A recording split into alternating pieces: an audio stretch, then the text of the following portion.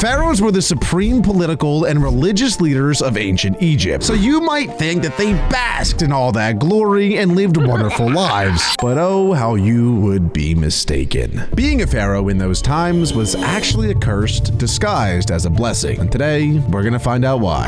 You're born in Tanis, somewhere between 1090 and 1060 BCE. And guess what? You hit the jackpot. While most newborns in Egypt are destined for a life of hard labor or just trying to survive, you're born into the royal family. Congratulations, kiddo. The gods must really like you, at least for now. Your grand entrance into the world is celebrated with rituals, priests chanting prayers, and offerings to the gods. What if you went through all of this as a baby just to grow up to be the dumbest person of all time? Imagine that's Adam as a baby, and everyone's bowing to him, praising him, and then he grows up to be Adam Beck. That baby must be so confused right now. Your mother, the queen, is too busy with royal duties to handle diapers, so you're handed off to wet nurses who do all the real parenting. For all you know, the maid is your actual mom. Now, just because you're royalty doesn't mean you're special, at least not yet. Your father, the pharaoh, has a lot of wives, and guess what? Each of them has been busy giving him more kids. A year after you're born, another baby boy arrives. And just yesterday, surprise, another one. Ooh, I see. So there might be some competition going on. In a lot of other civilizations, the heir to the throne tended to be the oldest son of the family. But if the pharaoh is getting around and popping babies left, right, and center, maybe there's gonna be a battle royale of the strongest baby, and then the winner is who becomes pharaoh. Moms, same pharaoh. Yesterday, surprise, another one. Different moms, same pharaoh. Here's the catch. Being royal isn't just about luxury. It's a competition. Every single day is an audition for the biggest role in Egypt, future pharaoh. And let's be honest, your chances aren't looking great. You've got 2 older brothers ahead of you. And spoiler alert, they don't like you. By the time you hit 4 years old, you're shipped off to the school of princes. Playtime? Never heard of it. While other kids are busy messing around with toys, you're drowning in math, language, history, and geometry. Basically, everything high schoolers today still struggle with. I mean, to be honest, it doesn't sound that bad. It is certainly a very toxic environment because it might not feel like you have a family because you're competing against all of your siblings all the time and everyone is gunning for that top spot as opposed to, everyone trying to bring each other up together as most families do. But considering the time that they lived in, there were slaves back then, there were peasants, there were farmers, there were all these other types of people. I feel like so far, yeah, it's not the best, but it's also not that bad. But sorry, no excuses. You're a royal prince, which means everyone expects you to be a genius. By 14, you level up to the real deal: military strategy, governance, and law. And this is where things get serious. It's not just about swinging swords like some action hero. You're being taught how to conquer entire cities with minimum casualties and, more importantly, without catching an arrow in the eye. Seems pretty cool. Then, one day, your father drops an announcement that shakes the whole of Egypt. Guess what? You've just been named heir to the throne. Bang! Wait, this is W. Wait, what? Why? This video is titled Why It Sucked to Be an Egyptian Pharaoh. We haven't seen him become the Pharaoh yet. So maybe when he becomes Pharaoh, bad things happen? But I don't see how that's the case because he's gonna have all the power in the entire realm. And he also gets a bunch of wives. I don't know about you, but that doesn't sound too bad to me. Let's see what's so bad about that. Wait, what? You? Not your older brothers? This makes 0 sense. Usually it's the firstborn, or at least the second who gets the crown, not the random third son. So what gives? He knew your older brothers wouldn't take the news well, so he sent them to Thebes as priests. Yeah, they got promoted to a lifetime of chanting and temple work. Safe to say, they are not happy about it. GG, bro. If looks could kill, you'd be mummified already. But hey, who cares what they think? You're now next in line for the throne. For the 3rd time in your entire life, you actually see your father in person. He calls you to court. Wait, that's only the 3rd time he's ever seen his dad? And he made him heir to his throne? You'd think he would want to get to know him a little bit more before he's you know what? 3rd time's the charm. Here are the keys to the kingdom, pal. He calls you to court, looks you up and down, and declares that you were chosen because of your wisdom and the God's will. What does that mean? The gods Who knows? will. Either the priest told him something in a vision, or the gods decided you were the least likely to start a civil war. Either way, you're now Egypt's next pharaoh. No pressure, right? School's over. Finally. No more math, no more lectures, no more teachers breathing down your neck. But before you get a chance to relax, your father orders you to join him on a campaign against the Nubians. Oh great, time to put all that military training to good use. You're feeling pretty confident. After all, in class it was simple. The charioteers attack from this angle, the archers from that angle. Easy, right? Yeah, no. Your first real battle smacks you with a harsh reality check. Turns out, war isn't just lines on a map and strategies in a scroll. It's brutal, bloody, and terrifying.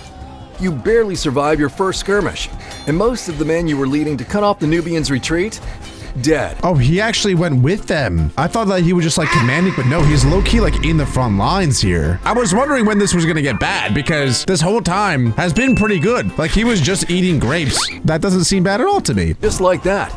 And suddenly, all those textbooks feel like one giant scam.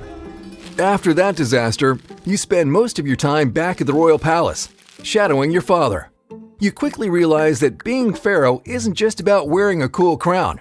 It's an 18-hour workday, every day, What? until death.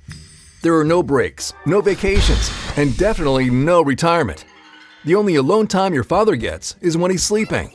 And even then, not really, considering there are always Considering what? Hang on, I didn't let him finish, but I thought that was gonna go elsewhere. guards outside his chamber Oh, because there's guards outside his chamber, that's why. and concubines in his bed. Oh, there it Then is. comes Yep. your 21st birthday.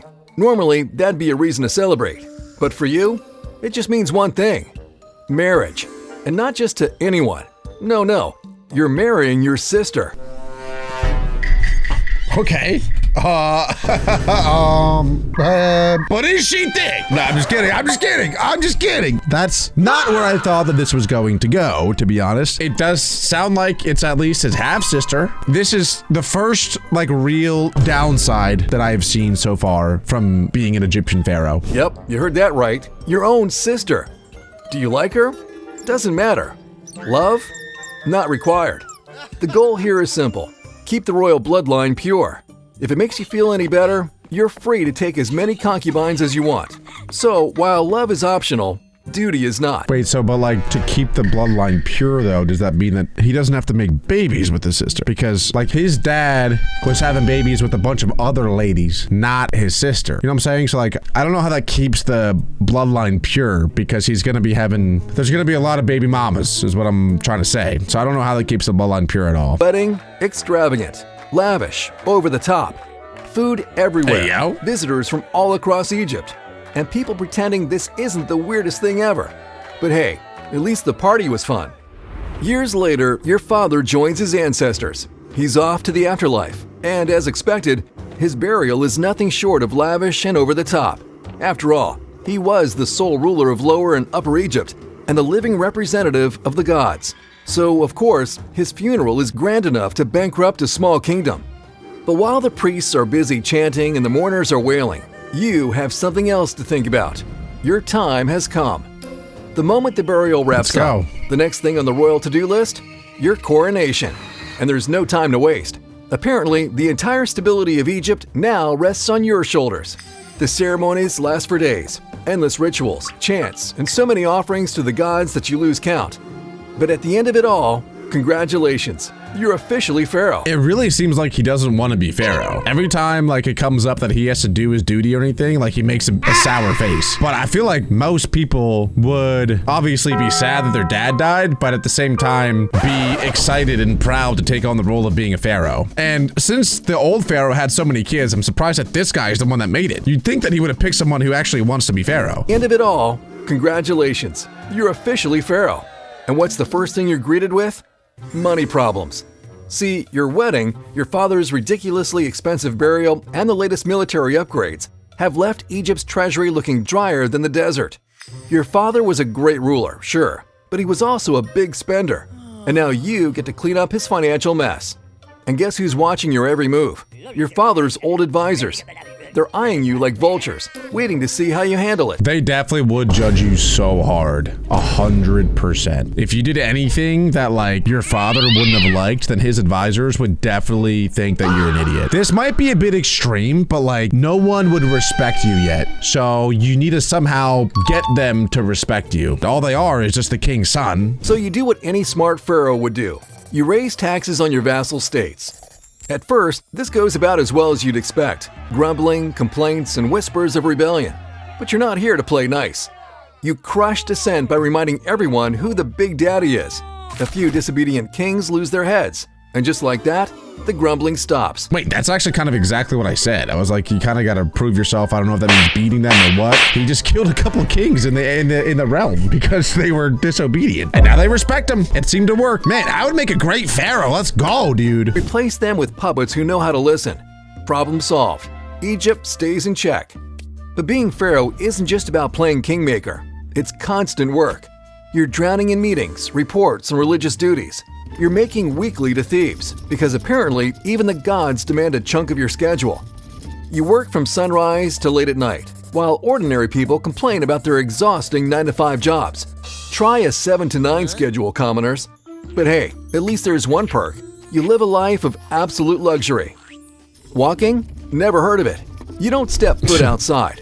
Servants carry you everywhere on palanquins like the human embodiment of luxury. That is crazy that some people are so like pretentious that they have other people literally carry them around. At least get like wheels. To force people to carry you around is crazy. It is plus aura, and it's a good display of power. And that's probably what he wants to show to his citizens, is that he has so much power that he doesn't need to walk anywhere. He's getting people to carry him places. And just in case the Egyptian sun even thinks about touching your royal skin, there's an entire squad of servants waving giant fans to keep you cool.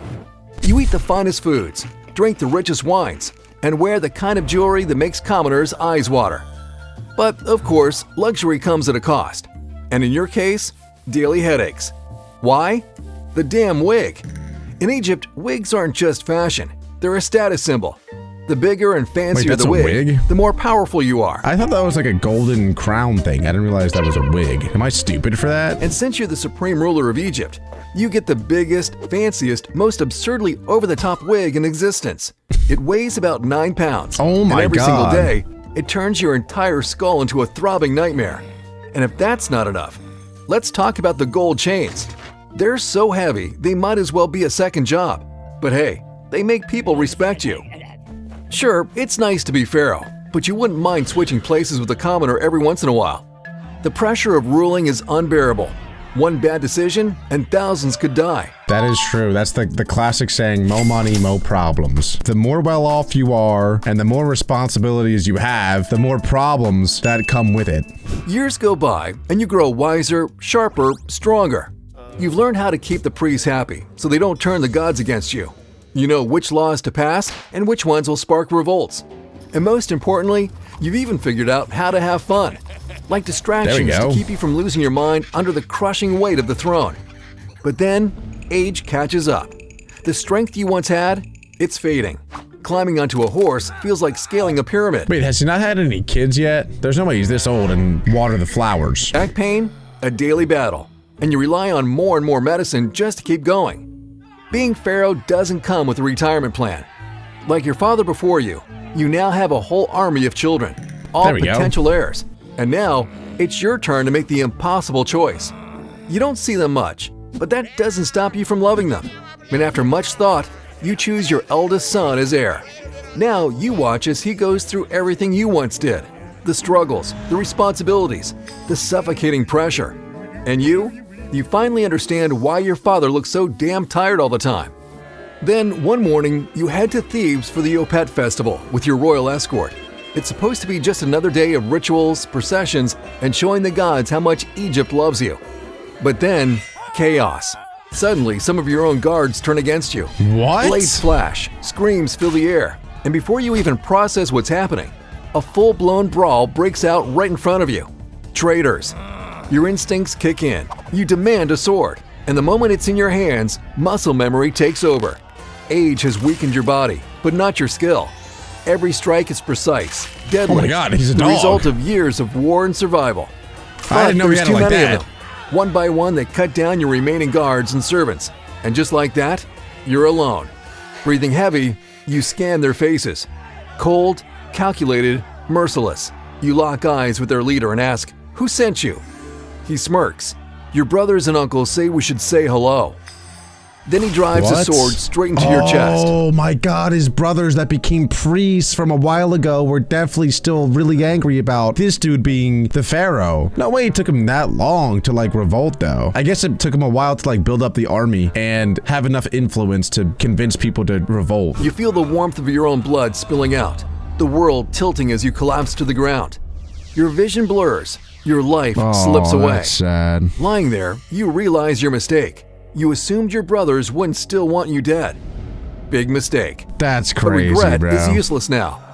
You ruled Egypt well. You didn't fail your people. You didn't fail your ancestors. Your father, the great Pharaoh before you, would be proud. The Egyptians will mourn you. They will build monuments in your honor. And as the darkness takes over, you know one thing for sure.